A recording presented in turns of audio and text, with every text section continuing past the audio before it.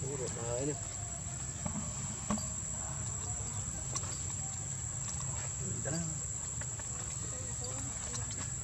Bắt lại cuối.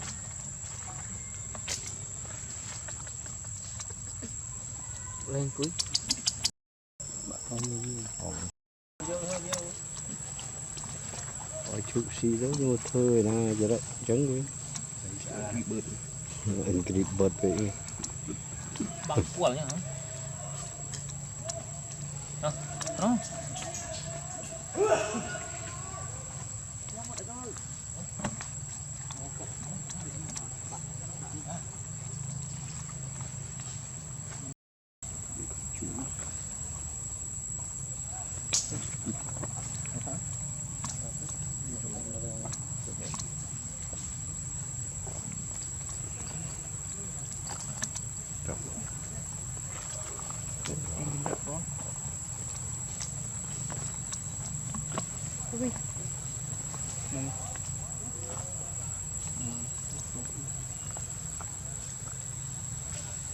ui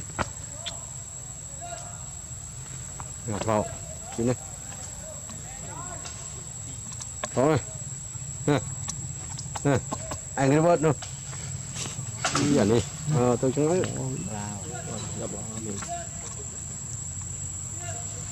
trời chỉ sạt luôn không mình luôn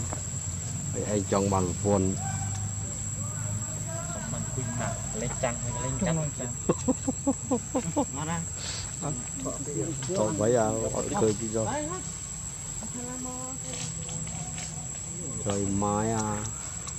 này hạt áp lậu đó để bao việc cặp về phong em mới này bao việc tình luyện chừng nó em đâm lên trên đây đúng không lên đi bạn lại đi vào đây phải cái thứ oi bên nấu bay cà phê mặt trộn bạc gì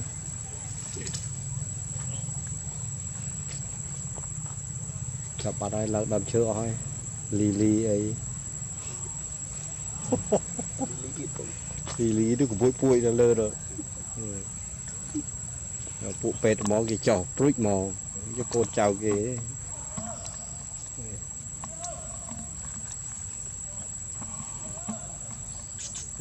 ai khi giờ bỏ rồi mà cho ai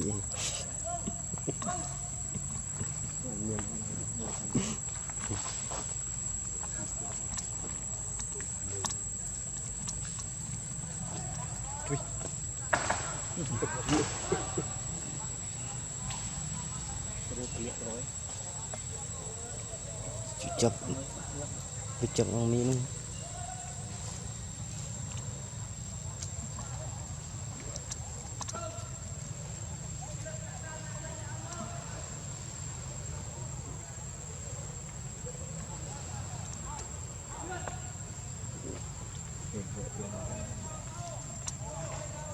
vào